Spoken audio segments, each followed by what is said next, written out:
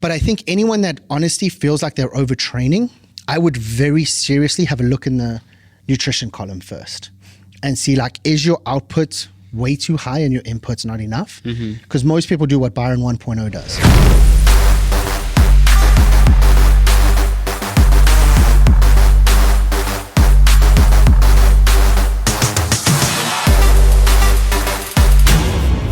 What is happening, guys? Thanks for joining us again for the Battle Ready show.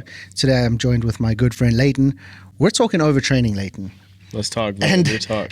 This is one of my favorite topics because you get these guys, right, and they're like, dude, I think I'm overtraining. And they're in the gym for 45 minutes a day. But these same guys think a workout is 10,000 steps a day. So you can see where there's like a little bit of a disconnect, right? But then you compare them to, say, a professional athlete who actually does train 6 to 8 hours a day, and you think, how could you possibly be overtraining? But I know you've had an experience where you thought you may have been overtraining.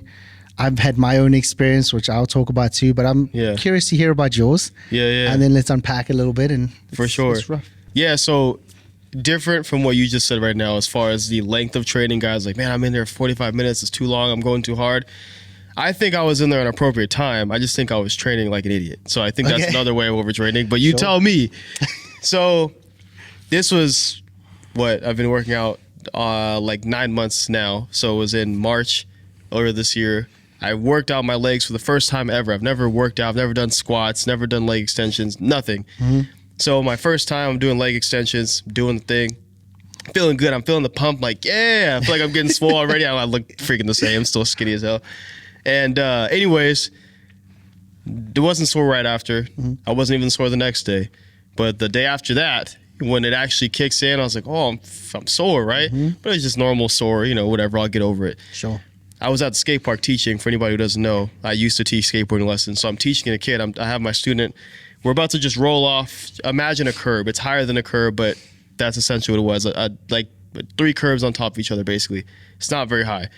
And especially for someone skating for 15 years, that's nothing. Right. So I'm showing them, yeah, man, you're just going to roll off. You're going to bend your knees after. It's absorb the impact, whatever, right? And he's like, okay, cool. But he's scared to do it. It was his first time. I was like, let me show you an example. It's easy. I go up there, man. I'm confident. I just roll off. Yeah, just like I'm almost looking back before I even land the trick. I'm like, bro, it's just like this. I landed. And I bent my knees to try to absorb the impact. My knees immediately just like straightened out. And I felt like a pin, like it's just sharp, like hot butter knife went through my knee. I was like, oh, snap. And this kid's like, what's going on? Are you okay? He's calling me coach. I was like, yeah. I worked out my legs the other day. I went a little too hard, whatever. He didn't want to do it after that. But you scarred for life. Yeah, man. He didn't try it after that. I was like, come on, Timmy, you got to do it, bro. Like, come on, man. But anyways, I think I overtrained. I don't know what you think, but yeah. I mean, I don't know if it was overtrained or if you're just, I mean, your legs hurt, right, from working out. And it's the first time you'd ever worked out, and now you're jumping off a relatively high ledge. Yeah. And I mean, honestly, dude, if you've had a pretty rough leg day, sitting on a fucking toilet is rough. Low-key. Let alone jumping off a curb, right? I don't know if that was necessarily overtraining or if it was just a case of like the wind too hard, over the top, just battering up your legs. Yeah. But mine was slightly different in that I think that I could have potentially been reaching that overtraining point. I was training, this was coming into the project. I was training 3 times a day. So I was morning heavyweight session. Lunchtime was like a HIIT style training session. So 30 to 45 minutes over lunch. And then in the evening, I was running like a 5K a day. So it was like, it was a lot. And also I didn't understand fitness at that point. So I was the idiot that was like, well, if I'm going to lose weight and look good, I just eat less and train more. Right. So I wasn't fueling the body. Yeah. And then wondering why like my back was cramping and I had all sorts of weird and wonderful stuff. And I like pulled a muscle in my back somehow and decided that lying on an ice pack was a good idea. So I lay on this ice pack and fell asleep because I was so exhausted and so drained. Bro, have you ever had ice burn? No. I literally burnt the fuck out of my back. So much so that I couldn't sleep at night on my back. I had to sleep on my side. And then my back looked like someone took a blowtorch and just like burnt it. Oh. And then it peeled and everything. I have to show you. I got photos on my phone of it. I'll show you, bro. It was nasty. Gnarly. But I think that was probably the closest that I got to overtraining, but I don't even think that was overtraining. I think that was just, again, being stupid. Yeah. In that I wasn't fueling correctly. I was doing too much on too little. and I was working as a consultant, so I was working long hours, not sleeping very well, super high stress. So there's a lot of factors against me. So I've been hard pressed in all of my fitness career to date of finding anyone that actually truly does overtrain. It's just one of those things where I think it's an easy cop out, where we can go, oh, I think I'm approaching overtraining, because you get outside your comfort zone a little bit. And I think that that's where most people get to, where they're like, I might be overtraining. No, bro, you're seeing what you're capable of. Yeah. And in a previous episode, I was kind of talking about how cool it would be to do that thing from Creed. I know you're a big Creed fan, where I was like, he gets taken to the desert and he's like in the middle of fucking nowhere for a while, and he trains like every day, every night, and he's just like getting hammered. It's like, I would fucking love that shit, dude. Yeah. Like, that to me isn't even overtraining, but I would love to see where my real breaking point is, where I'm just like off grid, completely disconnected from everything, and just get put through like fucking hell for like 2, 3, 4 months, fuck it, 6 months, I don't care. Just see like, what are you really capable of? Where do you actually truly break? I think that's truly overtraining. Right. Now you can get to a point where you've trained a lot and for a long time, and you need like a deload week. That's still not overtraining. That's just giving your CNS and the rest of yourself an opportunity to kind of rest, recover, come back to some kind of normalcy. But dude, like, to date, I don't think I've ever met anyone that truly has overtrained. Like the guys at the project who get rhabdo. Yeah. That's Like, a different. That's a different level. That's Right. actually like your body's now rejecting itself. And it's Right. like your muscles are starting to break down. Yeah. It's pretty nasty shit. Right. But even then, that's just like unconditioned and unprepared. It's not necessarily overtraining at that point. Yeah. So how do you tell then? Like, how, let's say somebody's like, well, how do you understand if you've overtrained? Like, what are like, is there like a sign? Am I just going to start cramping? It's sore for a whole week? Like, what are some things, like, how would you even know you're overtraining? If you're saying that most people are not overtraining, they just think they are, what are some things that would actually show that, yeah, you actually overtrain, you're doing too much? Well, this is what I'm trying to actually have a tough time putting together, because it's always going to boil down to like the intake is not quite right, or the output is not right for the intake. If you are fueled like a well-oiled machine, you're not going to break down. You're just going to keep going, and you're going to keep demanding more of yourself.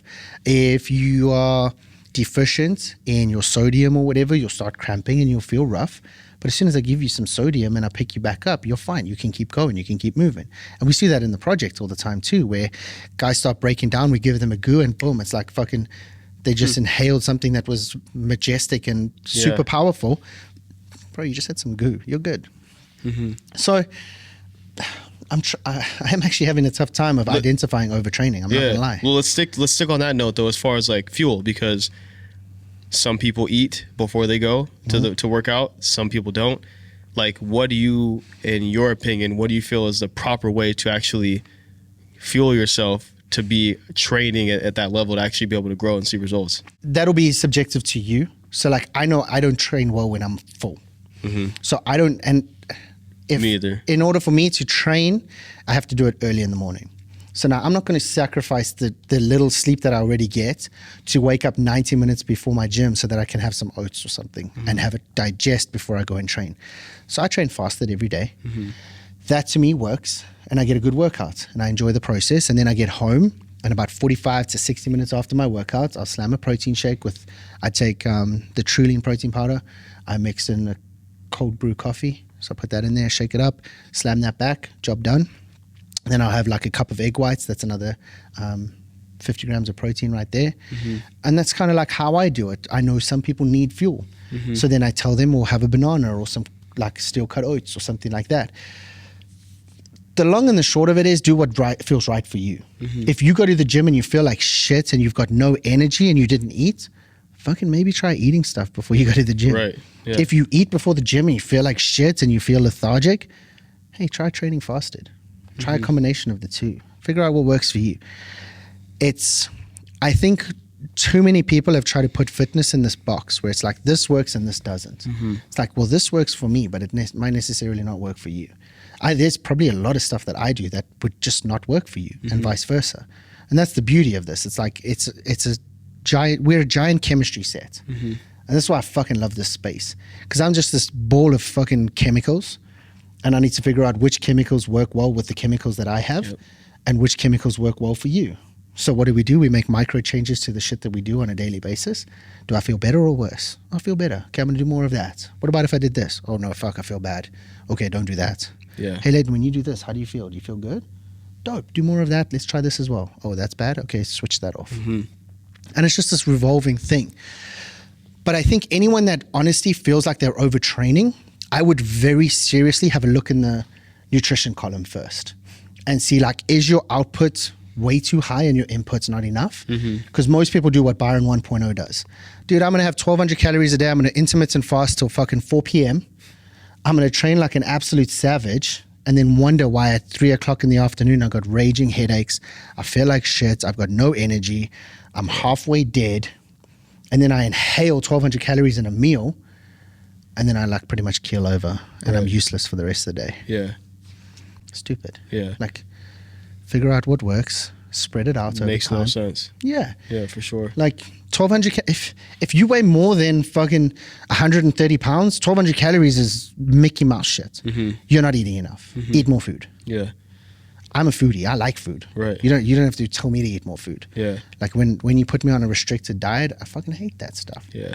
So I'd rather just put on more muscle mass so that I can afford to eat more food. So That's how it works. So what about let's say that someone's working out and maybe they didn't necessarily overtrain, but they are very sore, and they take that as like a sign of they're going too hard. Like, oh, I shouldn't be this sore for this many days or whatever. Do you ever, and I ask you this specifically because I know you're very disciplined mentally, physically, everything, but very disciplined when it comes to, I don't care if I want to work out, I'm going to go anyways. Right. So when do you listen to your body when it says, hey, maybe right now is not the time? In all honesty, I feel like if you graduate the project, you realize you never listen to your body because it just seeks comfort all the time. Like, I don't feel like working out 9 days out of 10. Probably 9.5 days out of 10, but I do it anyway. Really? Yeah. Like, I wake up sore most days. Now, I've also done it where I've been debilitative sore to the point, like, I trained biceps one day so hard, later my arms were stuck like this for 2 days. I fucked myself up so bad. Yeah. I was doing this and I was like getting my hands under a table or something and I was like stretching my biceps out. Like that, okay, is probably overtraining. That's just moronic. Yeah. Like if you're at that point, don't fucking train biceps tomorrow. There's a high probability you're going to rip something. Right. But do stretch them out. Do get them moving. Like one of the best things my dad went before I even understood much about working out. Like, I don't know about schools here in America. You went to school here, right? Do you guys do much PT? Like, we call it physical torture because they literally physically torture us. Yeah. But did you guys do that kind of stuff? Yeah, right? Like PE, PT. Yeah. So my first day at fucking high school, they give us PT. This guy made us do like 1,200 push-ups, dude. And we had to do it as a class. So we're all there. He gets us into 3 lines and we had to be in synchronization. Now, bearing in mind, we're 13 years old. Right. Most kids can't even do 1 push-up. He wanted 10 perfect in a sequence. It got to a point where, no joke, we were at about 1,300 push-ups. Oh, and way. We just weren't in sequence. And he got bored of us. He's like, fuck all of you, get out of here. Like, fuck, if all of you are useless, fuck out of here. Yeah. For days afterwards, I was wrecked. Yeah. And my dad was like, dude, if you want to feel better, just do some push-ups. Yeah. It'll help wash out the lactic acid and stuff, and you will recover and recuperate better. So I did some push-ups. I was like, oh shit, this shit works. It's pretty dope.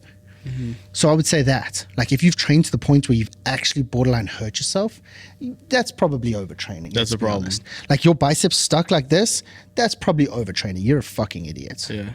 But anyone with half a brain cell will understand that going to the point where you are actually fucked for like a week afterwards is not sustainable. Like, sure, you can do it every now and then. I do it every now and then. It's progressive overload in its own right. Right. But you do it every week, risk of injury is too high. Yeah, it's not safe. The risk versus reward ratio is just not in your favor. But if you do happen to go there, like, do a little bit of something to just like rinse them out. Right. And that'll help a ton. Right. So I think that answered your question, right? For sure. So the last thing I had for you was, what do you do to prevent that then? You know, like, what do you do to, Or what do you do to prepare for having a really good training session that you gave one where you said it depends on the person, but you could eat a little bit, or maybe you don't eat a little bit if that's something that doesn't work for you. Like there's things that you can do.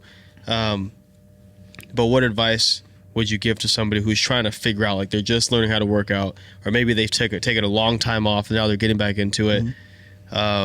What advice do you give to them to have to kind of discover these things and learn these things about themselves to get them to have the best training sessions that they possibly can? I mean, I can just talk from what I did, and hopefully it resonates with a few guys. But I literally just started journaling everything. So I documented my day hour by hour, like what I ate, how I felt 15 minutes later. When I trained, how I felt afterwards. Did I eat before I trained? Did I not eat before I trained? And I kind of just laid out my day. Woke up at this time, trained at this time, did this, did that, ate this, ate that, blah, blah, blah. I just laid it all out. And then I was like, at the end of the day, I would reflect and I was like, okay, I felt pretty shit when I ate then. What did I eat? Oh, I had white rice. Okay, maybe I shouldn't have white rice then. I felt a bit sluggish. Okay, let's have white rice later in the day. Like that'll help me shut down at night. So all of a sudden you become more intuitive and you have more of an understanding of how things affect you and how you feel when you do certain things. Right.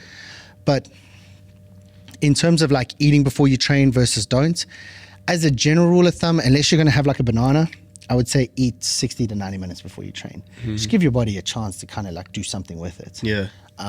Otherwise, it's just like sitting up here somewhere and it just feels like it's going to come out the whole time. Yeah. That's for me anyway. Because like we trained just like a couple weeks ago. Yeah. I mean, when we train, we fucking train. Yeah, we're not exactly. playing games. Right. Like we had Ed over here as well. Like at some point, you guys probably thought I was trying to kill you. Yeah. So I was like lifting the weights and then I was just letting it like fucking drop on you. Oh yeah.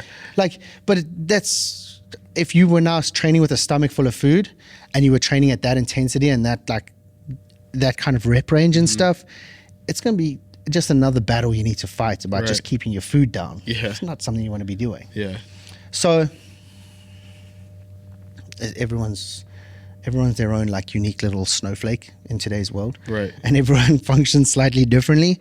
But I would say there's an opportunity for you to document your day. You only have to do it for like a week and you'll figure out so much about yourself. And once you've done it, you're like, okay, cool. Now I know I can eat this then. I can do this then. I do this and this. Job done. And then you just micro change over time. Perfect. But in all honesty, I would say most people should try and overtrain. Yeah. Like Just push see. themselves to the point where they do actually get to overtraining. Because most people don't actually work out. Yeah, yeah. You go to a commercial gym too most of the time, right? I go to a commercial gym and I look around. Bro, most of those fuckers don't even break a sweat. Yeah. Most of the guys do what Byron 1.0 does, where he comes in, jumps on a bench press, 45-pound plates either side, 10 reps. Just doing it. Yeah, exactly. And then, I have to do 3 of these. Okay, 10 reps. Okay, boom. Take the weights off, stick them back. Next. Oh, we're doing chest press. Okay, 40 pounds, 12 reps. Like, at no point is there a pump, is there any kind of fatigue? Right. Nothing.